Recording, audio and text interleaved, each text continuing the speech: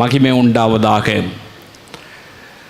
இந்த சோஷியல் மீடியாவின் மூலமாய் பார்க்கிற சகோதர சகோதரிகளையும் கூடி வந்திருக்கிற உங்கள் யாவரையும் ஆண்டவராகிய இயேசு கிறிஸ்துவின் நாமத்தில் நான் வாழ்த்தி வரவேற்கிறேன். பிரியமானவர்களே,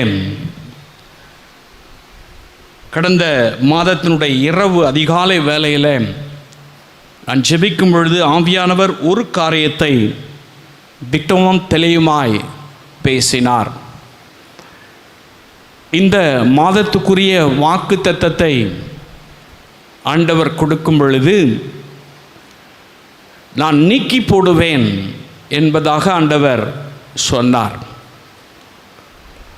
நான் யோசித்து கொண்டே இருந்தேன், ஆண்டவரே எதை நீக்கி போடுவது, என்ன எங்களுடைய கிருபையின் கூடாரத்துக்கு வருகிற இந்த சோஷியல் மீடியாவின் மூலமாய் பார்க்கிறவர்களுக்கு எதை நீக்கி போடுவீர் என்று சொல்லி நான் பிரசங்கிப்பது என்று சொல்லி நான் தேவ சமூகத்தில் தியானித்து கொண்டிருக்கும் பொழுது அது மீகா 2ஆம் அதிகாரம் 13ஆம் வசனத்தை கர்த்தர் எனக்கு காண்பித்து கொடுத்தார்.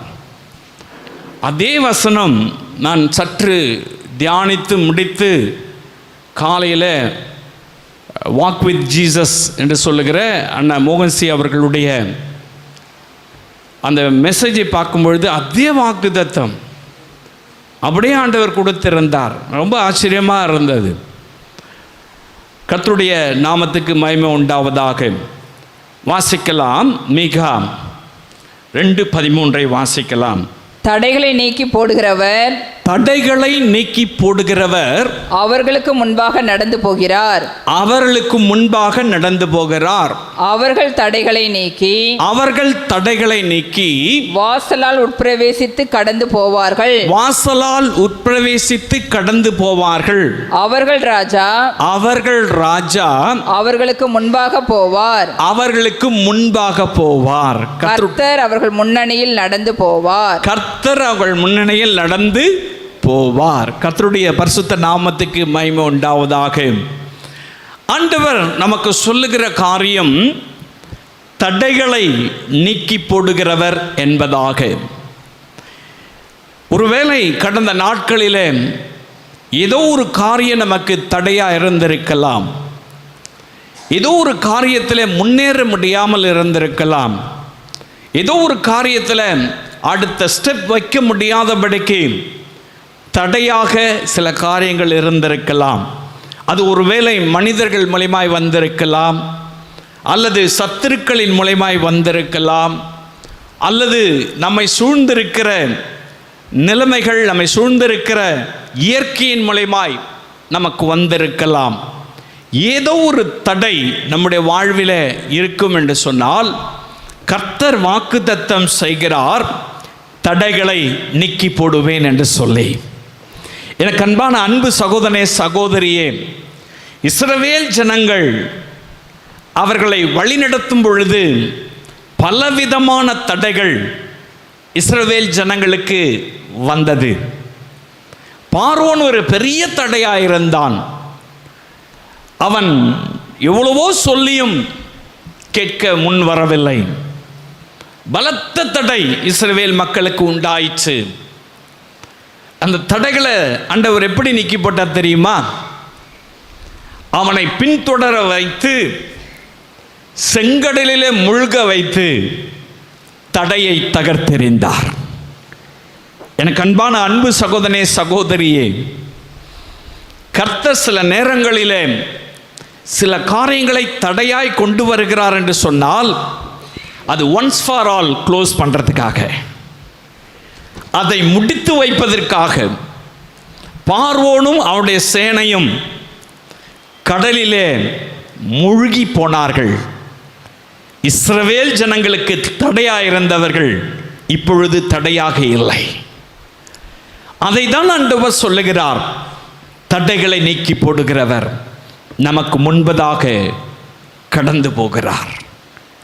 எனக்கு அன்பானவர்கள், அதே இஸ்ரவேல் ஜனங்கள் செங்கடலுக்கு முன்பதாய் வரும் பொழுது செங்கடல் மிகப்பெரிய தடையாக இருந்தது. அந்த கடலை எப்படி கடந்து போவோம்? யார் நமக்கு உதவி செய்வார்கள்?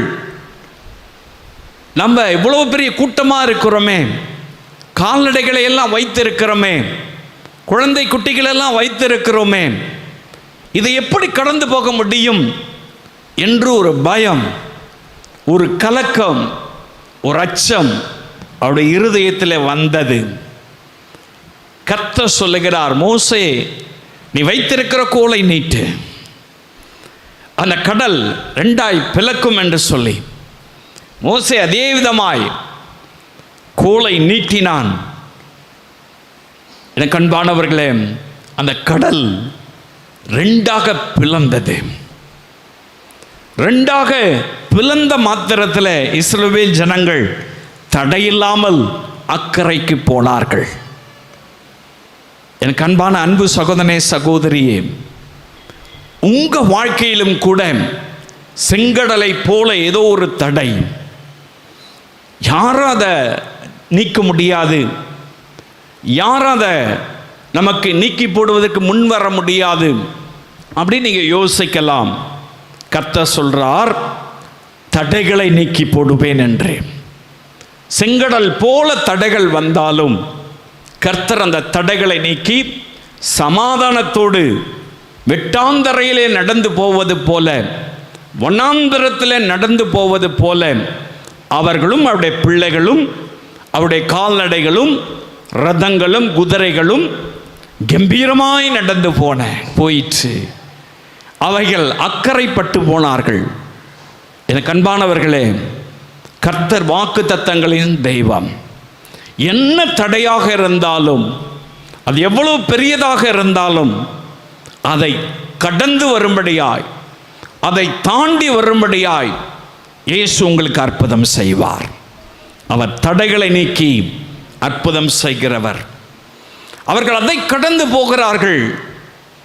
மோசே இப்பொழுது இல்லை, யோசுவா லீடர்ஷிப் எடுத்து நடத்துகிறார். பெரிய தடை, பாய்ந்து வருகிற யோர்தான் அவளுக்கு முன்பதாய் நிற்கிறது. யோர்தானை எப்படி கடப்பது? இஸ்ரவேல் ஜனங்கள் செங்கடலை கடக்கும் பொழுது நம்முடைய தலைவர் மோசே நம்ம கூட இருந்தாரு. அவரை கொண்டு கர்த்தர் அற்புதம் செஞ்சிட்டாரு. இப்ப யோசுவா தானே இருக்காரு. எப்படி கடந்து போவது? எப்படி நம்ம இந்த யோர்தானை கடந்து போவது என்று அவர் கலக்கத்தோடு இஸ்ரவேல் ஜனங்கள் இருக்கிறார்கள். கர்த்தர் சொல்றாரு, உங்களை ஒரு 4 பேரை செலக்ட் பண்ணிக்கோ, உடன்படிக்கை பெட்டி கொண்டு போய் அந்த தண்ணீரில் நிற்க வை. அவனுடைய பாதங்கள் தண்ணீரில் படும் பொழுது பாய்ந்து வருகிற யோர்தான் நதி ரிவர்ஸ்ல ஓடும். பாய்ந்து வருகிற தண்ணீர் பின்னோக்கி ஓடும். அங்கு பிளந்தார், ஃப்ரீஸ் பண்ணாரு, அங்க இங்க ரிவர்ஸ்ல அனுப்பிட்டாரு. ஹல்லேலூயா. என்ன தடை வந்தாலும், என்ன விதமான போராட்டங்கள் வந்தாலும், அது எந்த வழியில வந்துச்சோ அதே வழியில ஓடி போகும். அதே வழியில ஓடி போக செய்கிறவர் நம்முடைய ஆண்டவராகிய இயேசு கிறிஸ்து. அவர் தடைகளை நீக்கி போடுவார். யார் இதை நீக்கி போடுவார்? இயேசு. இயேசு உங்கள் வாழ்விலே என்ன தடை வந்தாலும் சரி, அதை நீக்கி ஒரு அற்புதம் செய்கிற தேவன். உங்களுக்கு அவர் செய்ய போகிறேன்னு சொல்றார். எந்த தடையாக இருந்தாலும் பயப்படாதீங்க. இந்த வாக்கு தத்தத்தை சொல்லி ஜெபம் பண்ணுங்க. இந்த வாக்கு தத்தத்தை பற்றி கொள்ளுங்க. இந்த தடைகள் எல்லாம் விலகி போகும். அது வேலையில் இருக்கலாம், குடும்பத்தில் இருக்கலாம், பிஸ்னஸில் இருக்கலாம், தொழிலில் இருக்கலாம், அல்லது ஊழியத்தில் இருக்கலாம். ஏதோ ஒரு தடைகளை நீக்கி போடுவேன் கர்த்தர் சொல்றார். அவர் சொன்ன வார்த்தை அதுதான், நீக்கி போடுவேன். தடைகளை நீக்கி போடுகிற தேவன் நம்முடைய தேவன். ஹல்லேலூயா. 2வது வேதம் சொல்லுகிறது, வாசிக்கலாம். சங்கீதங்களின் புஸ்தகத்தில் 18ஆம் அதிகாரம் 28வது வசனத்தை வாசிக்கலாம். சங்கீதம் 18:28. தேவரீர் என் விளக்கை ஏற்றுவீர், தேவரீர் என் விளக்கை ஏற்றுவீர், என் தேவனாகிய கர்த்தர், என் தேவனாகிய கர்த்தர் என் இருளை வெளிச்சமாக்குவார், என் இருளை வெளிச்சமாக்குவார். பிரியமானவர்களே, அநேகருடைய வாழ்விலே ஏதோ ஒரு இருள் மூடியிருக்கிறது, ஏதோ ஒரு டார்க்னஸ், வழி தெரியாமல் ஒருவேளை நாம் இருக்கலாம், என்ன செய்யறதுன்னு புரியாம நம்ம இருக்கலாம், எப்படி நாம் நடப்பது என்று சொல்லி ஒரு பெரிய கன்ஃபியூஷன்ல, பெரிய போராட்டத்தின் மத்தியில் இருள் இருக்கிறது போல இருக்கலாம். இருள்ல நமக்கு முன்னாடி இருக்கிறது என்னன்னு தெரியாது இல்லை, நடந்து போறதுக்கும் தடுமாற்றம் இருக்கும், மேடு இருக்குதா, பள்ளம் இருக்குதா, சரியா போகுமா, நடக்க முடியுமா, விழுந்துருவோமா, அல்லது அடுத்த ஸ்டெப் எப்படி வைக்கிறது தெரியாம ஒரு வேலை இருக்கலாம். கர்த்தர் சொல்றாரு, இருளை வெளிச்சமாக்குவேன். இருளை நீக்கி போடுகிறவர் நம் நடுவிலே இருக்கிறார். அவர் எதை நீக்கி போடுவாரா? தடையை நீக்கி போடுறது மட்டும் கிடையாது, இருளையும் நீக்கி போட்டுருவார். அவர் வெளிச்சமாக இருப்பார். எந்த மனுஷனையும் பிரகாசிக்க பண்ணுகிற மெய்யான ஒளி அவர்தான். ஏதோ ஒரு இருள் உங்க முன்னாடி இருக்கா, உங்களுடைய தொழில மூடி இருக்கா, உங்களுடைய வேலையில அது இருள் போல காணப்படுகிறதா, உங்க தனிப்பட்ட வாழ்வில் ஒரு பெரிய இருள், என்ன செய்யறதுன்னு தெரியல, நிந்தனைகள் அவமானங்களை தாங்க முடியல, வழி தெரியாம இருக்கிறேன், ஃபியூச்சர் என்னன்றதே தெரியாமல் இருக்கிறேன், அப்படி யோசிக்கிறீங்களா? உங்களோடு தான் ஆவியானவர் பேசுகிறார். அது என்ன இருள நீங்க இருந்தாலும் சரி, அந்த இருளை நீக்கி போடுவேன்னு சொல்றார். ஹல்லேலூயா. சகை என்று சொல்லுகிற மனிதனை குறித்து வேதத்தில் வாசிக்கிறோம். இவன் நல்ல ஒரு தொழில், நல்ல ஒரு அரசாங்க உத்தியோகம், அந்த பகுதியிலே பணக்காரன், அந்த பகுதியிலே அவன் மிகுந்த செல்வாக்கு மிகுந்தவன். ஆனால் அவன் ஒரு இருளிலே இருக்கிறான். அவன் ஒரு இருள் இருக்கிறதுனால இயேசுவை ஃபேஸ் பண்ண முடியல, இயேசுவை நேரடியாக பார்க்க முடியல. மற்றவங்களாம் போய் பார்க்கறாங்க, அவனால் நேரடியாக ஃபேஸ் பண்ண முடியல. காரணம், அவனுக்கு தெரியும், நான் இருளில் இருக்கிறேன். இந்த இருளை இயேசு விரும்ப மாட்டார். நான் இருளில் கிடக்கிறதுனால அவர் என்னை பார்க்க முடியாது. ஆகையினால இருளில் உட்கார்ந்துக்கிட்டு நான் இயேசுவை பார்த்துடுறேன் அப்படின்னு சொல்லி காட்டத்தி மரத்தில் ஏறுறான். இருளோடு இருக்கிறான். அவனை சுற்றிலும் பாவை இருள். வேதம் சொல்லுகிறது, அவன் பாவியான மனிதன். ஜனங்க முறுமுறுக்கிறாங்க, அவன் பாவியான மனுஷன், இருள் இருக்கிற மனுஷன், பாவ இருள் அவனை சூழ்ந்து இருக்கிறது, இருட்டில் கிடக்கிறான் அப்படி சொல்லி ஜனங்களாம் சொல்றாங்க. இந்த மனுஷன் மேலே ஏறி பார்க்கும் பொழுது கர்த்தருடைய கண்கள் அவனை கண்டது. அந்த இருள் அங்கேயே விலகிடுச்சு, அந்த டார்க்னஸ் அப்பவே விலகிடுச்சு. சகையவே சீக்கிரம் கீழே இறங்கி வாங்க இயேசு சொன்னார். உடனே அவன் தெளிவடைந்தான், பார்வை கிடைச்சிடுச்சு, ஆவிக்குரிய கண்கள் திறக்கப்பட்டுடுச்சு, இருள் அவனை விட்டு விலகினது. அன்றைக்கு அவனுக்கு ஒரு சந்தோஷம் உண்டாயிற்று, அன்றைக்கு அவனுக்கு ஒரு ரட்சிப்பு உண்டாயிற்று, அன்றைக்கு அவனுக்கு ஒரு விடுவு காலம் உண்டாயிற்று. அவன் குடும்பம் ஆசீர்வாதமான குடும்பமாய் மாறிற்று. இதை கேட்கிற அன்பு சகோதரனே, சகோதரியே, உங்கள் வாழ்க்கையிலும் கூட இயேசுவை ஃபேஸ் பண்ண முடியாமல் இருக்கீங்களா? ஏதோ ஒரு இருளால ஜெபிக்க முடியாத இருக்கிறீங்களா? ஏதோ ஒரு இருளால ஆண்டவரை ஆராதிக்க முடியாம மனசாட்சியில குத்தப்பட்டவளா இருக்கீங்களா? ஏதோ ஒரு இருளால நீங்கள் வழி தெரியாம குருட்டாட்டம் பிடிச்சு நிற்கிறீங்களா? உங்களை பார்த்து தான் சொல்றாரு, இருளை வெளிச்சமாக்குவேன் என்று சொல்லி. இருளை நீக்கி போட்டு நமக்கு வெளிச்சம் தருகிறவர் இயேசு. நம்மை பிரகாசிக்க செய்கிறவர் இயேசு. அவரை நோக்கி பார்த்தவர்கள் பிரகாசம் அடைந்தார்கள். அவர்கள் முகங்கள் வெட்கப்பட்டு போவதில்லை. ஹல்லேலூயா. அவர் நம்மை பிரகாசிக்க செய்கிறவர். இருளை நீக்கி இயேசு ஒரு முறை பரிசேயன் வீட்டில் விருந்துக்கு அழைக்கப்பட்டிருக்கிறார்.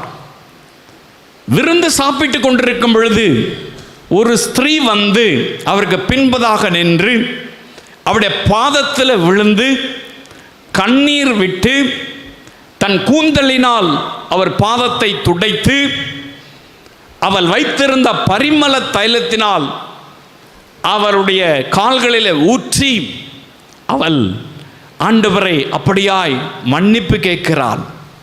அப்படியாய் ஆண்டவருடைய சமூகத்தில் அன்பு கூறுகிறாள். காரணம் என்ன தெரியுமா? அவன்கிட்ட பணம் இருந்துச்சு, அவளுக்கு இன்ஃப்ளூயன்ஸ் இருந்துச்சு இயேசுவை நேரடியாக பார்க்குற அளவுக்கு. அப்போல்லாம் இயேசுவை நேரடியாக பார்க்க முடியாது, பெரிய கூட்டம் அவர் பின்னாடியே இருக்கும். அற்புதம் பெற்றுக்கொள்றதுக்கு அல்லது அவர் ஏதாகிலும் நமக்கு தருவார் என்று கூட்டமான ஜனங்கள். அதுக்கு தான் அவர் சில நேரங்களில் கடலுக்குள்ளே போய் பிரசங்கம் பண்ணுவார், போட்டில் ஏறி பிரசங்கம் பண்ணுவார், மலையில் ஏறி பிரசங்கம் பண்ணுவார், கொஞ்சம் டிஸ்டன்ஸை மெயின்டைன் பண்ணி பிரசங்கம் பண்ணுவார். காரணம், திரளான மக்கள், ஏராளமான மக்கள் அவரை சுற்றிலே இருப்பாங்க. ஆனால் இந்த பெண் பர்சனலாக இயேசுவை பார்க்கிறார். அவ்வளவு செல்வாக்கு மிகுந்தவள். இவை இப்படி செய்யறத சீஷர்கள் எல்லாம் பார்க்குறாங்க. கண்ணீர் வடிக்கிறதையும் கூந்தலினால் அவருடைய பாதங்களை துடைப்பதையும் பரிமள தைலத்தை ஊற்றுவதையும் சீஷர்கள் பார்த்து முறுமுறுத்தார்களாம். இவள் பாவியான ஸ்திரீ ஆயிற்று, இவர் செய்யறத இயேசு எப்படி ஏற்றுக்கொள்ளுகிறார்? பிரியமானவர்களே, அவள் பாவத்தில் கிடக்கிறவள் தான், இருளிலே கிடக்கிறவர் தான். இயேசு சொன்னார், அவளுடைய வாழ்விலே காணப்பட்ட இருளை அகற்றி சமாதானத்தோடு போ என்றார். சமாதானத்தோடு போ என்றார். பிரியமானவர்களே, எல்லாம் இருந்து ஏதோ ஒரு இருளிலே நாம் அமர்ந்திருப்பது போல இருக்கிறோம்ல, ஏதோ ஒரு இருள் நம்மை சூழ்ந்திருக்கிறதல்ல.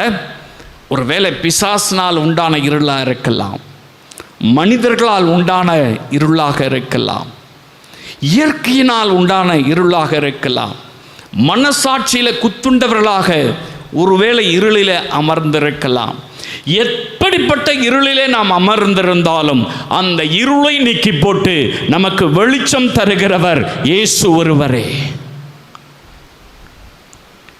இருளில் இருக்கிற ஜனங்கள் வெளிச்சத்தை கண்டார்கள். ஏதோ ஒரு இருள் இருக்குல்ல, ஆண்டவர் சொல்றாரு, இன்னைக்கு அந்த இருளை நீக்கி போடுவேன். உங்க தொழிலில், உங்களுடைய பிஸ்னஸில், உங்களுடைய வேலையில், உங்களுடைய ஊழியத்தில் ஏதோ ஒரு டார்க்னஸில் அகப்பட்டவளை போல இருக்கும்ல, வழி தெரியாமல் இருக்கல்ல, உங்களுக்கு வழி உண்டாகும். வெளிச்சம் வந்துச்சுன்னா வழி உண்டாகும். நீங்கள் அதை கடந்து போக முடியும். அந்த பலத்தை கத்த தருவார். ஆகவே தான் அவர் சொல்றார், இருளை நீக்கி போடுவேன் என்று. பிரியமான அன்பு சகோதரனே, சகோதரியே, அவர் தடைகளை மாத்திரமல்ல, இருளை நீக்கி நம்மை ஆசீர்வதிக்கிற தேவன். ஹல்லேலூயா. மூன்றாவது ஒன்றை சொல்லி நான் முடிக்க விரும்புகிறேன். கலாத்தியர் 3ஆம் அதிகாரம் 13ஆம் வசனம் இப்படியாய் சொல்லுகிறது. கலாத்தியர் 3:13. மரத்திலே தூக்கப்பட்ட எவனும் மரத்திலே தூக்கப்பட்ட எவனும் சபிக்கப்பட்டவன் என்று எழுதியிருக்கிறபடி சபிக்கப்பட்டவன் என்று எழுதியிருக்கிறபடி கிறிஸ்து நமக்காக சாபமாகி கிறிஸ்து நமக்காக சாபமாகி நியாயப்பிரமாணத்தின் சாபத்திற்கு நியாயப்பிரமாணத்தின் சாபத்துக்கு நம்மை நீங்களாக்கி மீட்டு கொண்டார். நம்மை நீங்களாக்கி மீட்டு கொண்டார். சாபத்தை இயேசு கிறிஸ்து நீக்குகிறவராய் இருக்கிறார். ஏதோ ஒரு காரியம் சாபமாக நம்முடைய குடும்பத்தில் வந்திருக்கலாம். மூதாதையர்கள் செய்த தவறு நிமித்தமாய் நாம் தண்டிக்கப்பட்டு கொண்டிருக்கலாம். மூதாதையர்களால் உண்டான பிரச்சனைகளால் சாபம் நம்மை பின்தொடர்ந்து வரலாம். நம்முடைய பெற்றோர்கள் ஒருவேளை செய்த தவறினாலே அது ஜெனரேஷனாக நம்மை பின்தொடர்ந்து வரலாம். ஏதோ ஒரு சாபம் நம்மை பிடித்தாட்டிக் கொண்டே இருக்கலாம். சொல்லுவாங்க, அந்த குடும்பத்தில் வெறும் சாபங்க, இந்த சாபத்தினால தான் அப்படி இருக்கு, அந்த சாபத்தினால தான் அவங்க அந்த வீட்டில் குடியிருக்க முடியல, அந்த சாபத்தினால தான் அவங்க வீடு கட்ட முடியல, அந்த சாபத்தினால தான் அவர்கள் எவ்வளவு சம்பாதித்தாலும் அது விரயமாகுது, அந்த சாபத்தினால அடிக்கடி விபத்துகள் வருது, அந்த சாபத்தினால தான் ஏதோ ஒரு பிரச்சனை இழப்புகளை உண்டாக்கி கொண்டிருக்கிறது என்று ஒரு வேளை நீங்கள் சொல்றதை கேட்டிருப்பீங்க, அல்லது ஒருவேளை உங்களுக்கு அது நேர்ந்து கொண்டிருக்கலாம். கர்த்தர் சொல்றார், இன்றைக்கு உன் மேல இருக்கிற சாபத்தை எல்லாம் நீக்கி போடுவேன்னு சொல்லி. ஹல்லேலூயா. ஏதோ ஒரு சாபம் நம்மை பின்தொடர்கிறதோ, சாபத்தினால எதை செஞ்சாலும் ஆசீர்வாதம் இல்லாமல் இருக்கீங்களா? ஆண்டவர் சொல்றார், இன்றைக்கு உங்க சாபங்களை எல்லாம் இயேசு சிலுவையிலே சுமந்து தீர்த்து விட்டார். மரத்தில் தூக்கப்பட்டவ எவனும் சபிக்கப்பட்டவன் என்று வேதம் சொல்லுகிறது. ஏன் அப்படி சபிக்கப்பட்டார்? நம்முடைய சாபங்களை நீக்குவதற்காக, நம்மேல் வந்த சாபங்களை உடைத்தெறிவதற்காக இயேசு சிலுவையிலே தன்னுடைய இரத்தத்தை சிந்தி தன்னுடைய ஜீவனை கொடுத்தார். அவர் சொல்லுகிறார், உன் சாபங்களை நான் நீக்குவேன். ஏதோ ஒரு சாபம் இருக்குல்ல, அதனால தான் எனக்கு இப்படிப்பட்ட பிரச்சனை. சில சாபத்தில் எது சாபம் தெரியாது, எப்படி சாபத்தில் இருக்கிறோம் தெரியாது. வேதம் சொல்லுகிறது பாருங்க, சில வியாதிகள் சாபத்தினால் வர்றது. நம்ம நினச்சிக்குவோம் இது ஹீட்டில் வந்துருச்சு, இது இதனால் வந்துச்சு, அது அதனால் வந்துச்சு. அதெல்லாம் ஒரு பக்கம் இருக்கட்டும். வேதம் என்ன சொல்லுகிறது? உபாகமம் 28ஆம் அதிகாரம் நீங்கள் வாசித்து பார்க்கலாம். 18ஆம் வசனத்தில் வாசிக்கும் பொழுது, சில இடங்களிலே சாபத்தினாலே கர்ப்பத்தின் கனி இல்லாமல் இருக்கிறது. வாசிக்கலாம்.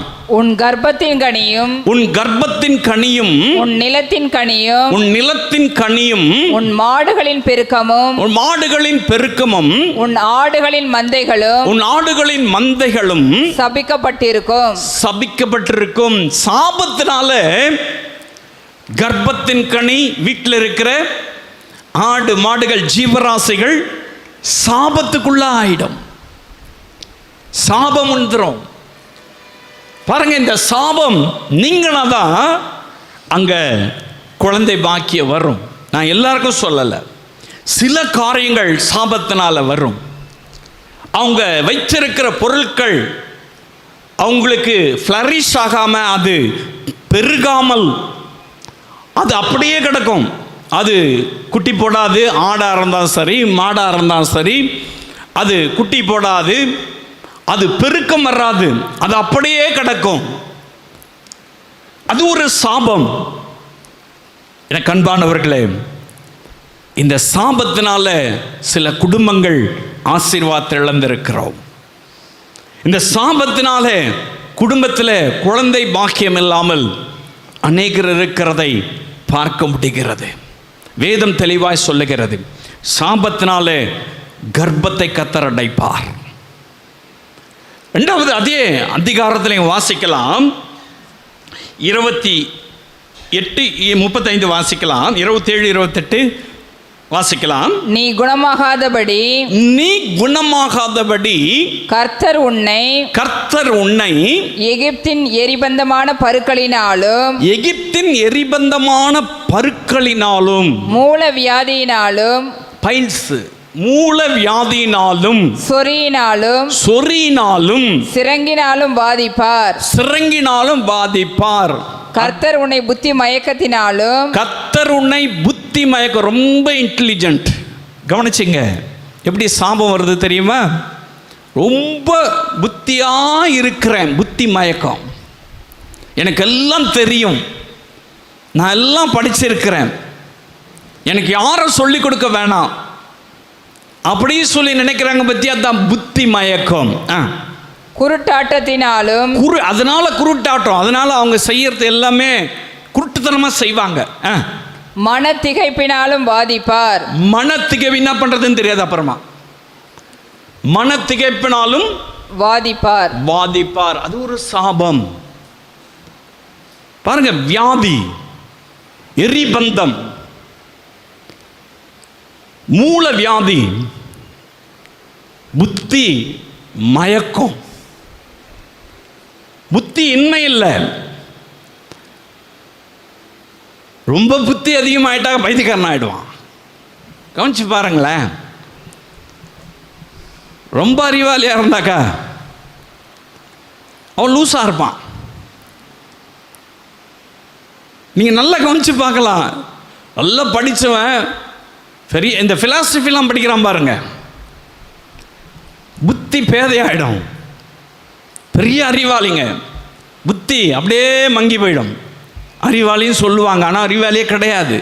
அது ஒரு சாபத்தினால் அப்படி வரும். அப்படி பாருங்க, அந்த மாதிரி மூல வியாதிகள், சில காரியங்கள், எல்லாவற்றையும் நான் இதை சொல்லலை, இயற்கையாக வர்றது இருக்கு, அது வேற விஷயம். ஆனால் சாபத்தினால எங்கள் அப்பாவுக்கு இருந்துச்சு, எங்கள் தாத்தாக்கு இருந்துச்சு, எங்கள் அம்மாவுக்கு இருந்துச்சு, அப்படியே எனக்கு வருது பார்த்தீங்களா, அது சாபம்.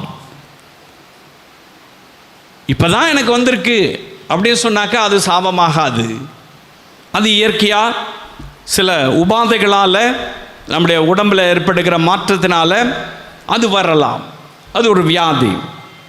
ஆனால் தொடர்ந்து வருது பாருங்க, தொடர்ந்து அப்படி ஜென்ரேஷன் டு ஜென்ரேஷன் அப்படி வந்துச்சுன்னு சொன்னாக்கா அது பேர் தான் சாபம். அப்போ பாருங்க, வியாதிகள் சாபத்தினால வருது. கடைசி அதில் வாசிக்கலாம், 35ஆம் வசனத்தை வாசிக்கலாம். உன் உள்ளங்கால் தொடங்கி உன் உச்சந்தலை மட்டும் குணமாகாதபடிக்கு, உச்சந்தலை மட்டும், அப்போ உடம்பு ஃபுல்லா குணமாகாதபடிக்கு கர்த்தர் உன்னை முழங்கால்களிலும்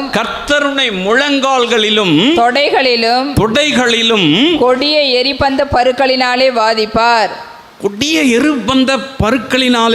பாதிப்பார். அது ஒரு சாபம். உச்சந்தல் நிறைய பேர் சொல்லுவாங்க, உச்சந்தல் உள்ளங்கால் வரை எனக்கு என்ன இருக்கு, வியாதி இருக்குன்னு சொல்லுவாங்க. கேட்டிருக்கீங்களா? சாதாரணமாக சொல்றதை கேட்டிருப்போம். நிறைய எனக்கு வியாதி இருக்கு.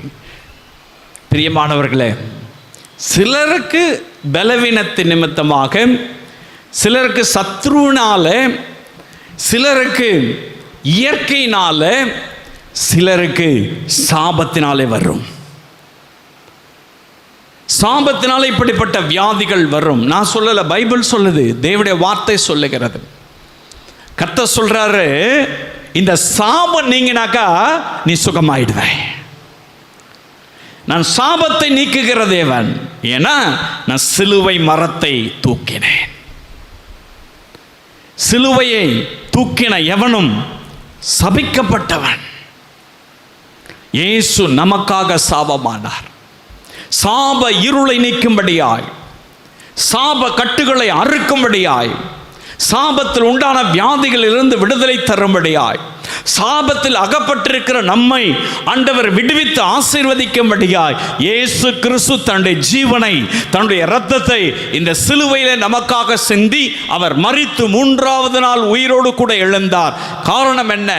நம்மை வெளிச்சத்தின் பிள்ளையாய் நடத்துவதற்காக, தடைகளை நீக்கி நடத்துவதற்காக, நம்மேல் அநியாயமாய் வந்த மூதாதையர்கள் செய்த பாவம், மூதாதையர்கள் செய்த அக்கிரமம், மூதாதையர்கள் மூலமாய் தொடர்கிற சாபமானது நீக்குவதற்காக இயேசு சிலுவை மரத்தை சுமந்தார்.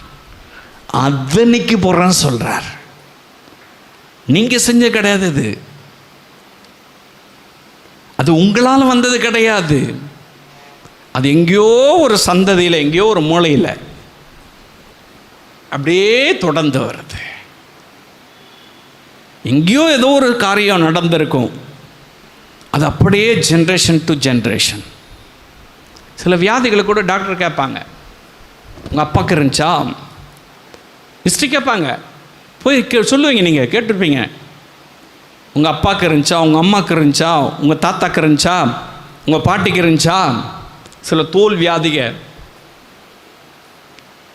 சில வியாதி, இரத்த சம்பந்தப்பட்ட வியாதிகள், இதுக்கெல்லாம் கேட்பாங்க. கேட்டிருக்கீங்களா? அது தாங்க சாபம். அது டாக்டரால் குணமாக்க முடியாது. அவன் என்ன சொல்லுவான் தெரியுமா? அது அப்படி தான் வரும், அது ஜென்ரேஷன். அதுக்கு என்ன, அந்த நேரத்துக்கு என்ன மருந்து போட்டுட்டு போ, அவ்வளவுதான். ஆனால் இயேசு முற்றிலும் அந்த சாபத்தை நீக்கி நமக்கு விடுதலை தருகிறவர். ஹல்லேலூயா. அது எந்த சாபமாக இருந்தாலும் சரி, எந்த சாபத்தில் அகப்பட்டு இருந்தாலும் சரி, அதை நீக்கி போடுவேன் கர்த்தர் சொல்றார். அவர் நம் நல்ல தெய்வம்ல, தடைகளை நீக்குகிறவர், இருளை நீக்குகிறவர், சாபத்தை நீக்குகிறவர் நம் நடுவில் இருக்கிறார். இன்றைக்கு உங்கள் வாழ்வில் இந்த மாதத்தில் என்னென்ன காரியத்தினால் தடைகள் வருகிறதோ அந்த தடைகள் அகன்று போகிறத பார்ப்பீங்க. கர்த்தரே அதை நீக்கி போடுவார். எந்தெந்த காரியத்தினால இருள் உங்களை சூழ்ந்திருக்கிறது, வழி தெரியாமல் குருட்டாட்டம் பிடிச்சிருக்கிறது போல, இருளில் அகப்பட்டது போல இருக்கீங்களோ, கர்த்தர் அந்த இருளை எல்லாம் அகற்றி போடுவார். அவர் வெளிச்சம் வீச செய்கிற தேவன். ஒருவேளை சாபத்தினால பாதிக்கப்பட்டிருக்கலாம், ஐயோ இப்படி நான் கஷ்டப்படுறேன் அப்படின்னு சொல்லி நீங்கள் புலம்பிட்டு இருக்கலாம். குழந்தை பாக்கியம் இல்லாமல் இருக்கலாம், குடும்பத்தில் ஆசீர்வாதம் இல்லாமல் இருக்கலாம், அல்லது ஏதோ ஒரு வியாதியினால் இது எங்கள் அப்பாக்கு என் தாத்தாக்கு இருந்துச்சுன்னு சொல்லி நம்ம அப்படி சொல்லிட்டு இருக்கலாம். பிரியமானவர்களே, அதை நீக்கி ஆண்டவர் அற்புதம் செய்வார். அவர் தடைகளை நீக்கி போடுகிறவர். ஹல்லேலூயா. அவர் நீக்கி எல்லா காரியத்தையும் நீக்கி நம்மை ஆசீர்வதிக்கிற தேவன். உங்களை ஆசீர்வதிப்பாரா? உங்களுக்கு நன்மை செய்வாரா? இந்த மாதத்தில் வாக்கு தத்தம் செய்தது போல நீக்கி போடுவார். தடைகளை நீக்கி போடுவார், இருளை நீக்கி போடுவார், சாபத்தை நீக்கி போடுவார், நம்மை செழிக்க செய்து அவர் ஆசீர்வதிப்பார். நம்ம ஆண்டவருடைய சமூகத்தில் எதனால் எனக்கு தடை வந்துச்சு, இதெல்லாம் வேண்டாம் ஆண்டவரை, அந்த தடையை நீக்கி போடுங்க.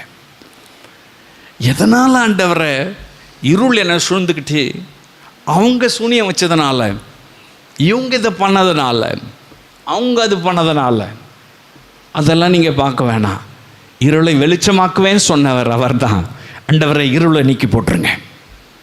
ஏதோ ஒரு இருளில் இருக்கிறது போல் எனக்கு தெரியுது, நம்ம மனசாட்சிக்கு தெரியும், அந்த இருளை நீக்கி போட்டுருங்கப்பா. கேட்கலாமா? ஏதோ ஒரு சாபம் நமக்கு தெரியும், நல்லா தெரியும். நம்ம குடும்பத்தில் ஏதோ ஒரு சாபம், சில வியாதிகள், சில பிடிவாத குணங்கள், சில கோப குணங்கள், சில காரியங்கள் நமக்கு அப்படியே ஜென்ரேஷன் டு ஜென்ரேஷன் வருவாங்க. தாத்தா அவ்வளோ பயங்கர கோபக்காரர், அந்த கோபம்தான் அவனுக்கு இருக்கு சொல்லுவாங்க. கேட்டிருக்கலாம் நீங்கள். அவங்க அப்பாவுக்கு அப்பா, அவங்களுக்கு அப்பா, அவர் இப்படி இருந்தார். அப்போ பாருங்க, அந்த சாபத்தையும் கர்த்தர் நீக்கி போடுறேன்னு சொல்றார். எவ்வளவு நல்லவர்! அந்த அந்த மாதிரி ஏதாவது உங்களுக்கு மனசாட்சிக்கு தெரியும் சொன்ன ஆண்டவரே இயேசுவை அதை நீக்கி போட்டுருங்க அப்படி சொல்லி நம்ம கேட்கலாம். எல்லாம் எழும்பி நின்று இயேசப்பா தடைகளை நீக்கி போடுங்கப்பா. ஏதோ ஒரு தடை இருக்கிறது போல தெரியுது, தடையை நீக்கி போட்டுருங்க. ஆவிக்குரிய ஜீவியத்தில் வளர முடியாதபடிக்கு அல்லது சரீர பிரகாரமாய் ஏதோ ஒரு காரியத்தில் முன்னேற முடியாதபடிக்கு, ஃபைனான்ஷியல் காரியத்தில் ஏதோ ஒரு காரியத்தில் கொஞ்சம் கூட முன்னேற முடியாதபடிக்கு, பிஸ்னஸில் முன்னேற முடியாதபடிக்கு ஏதோ ஒரு தடை இருக்குல்ல, இயேசுவே அந்த தடையை நீக்குவேன்னு சொன்னீங்களே, இன்னைக்கு நீக்கி போடுங்க. நீங்கள் கேளுங்க ஏசப்பாட்ட.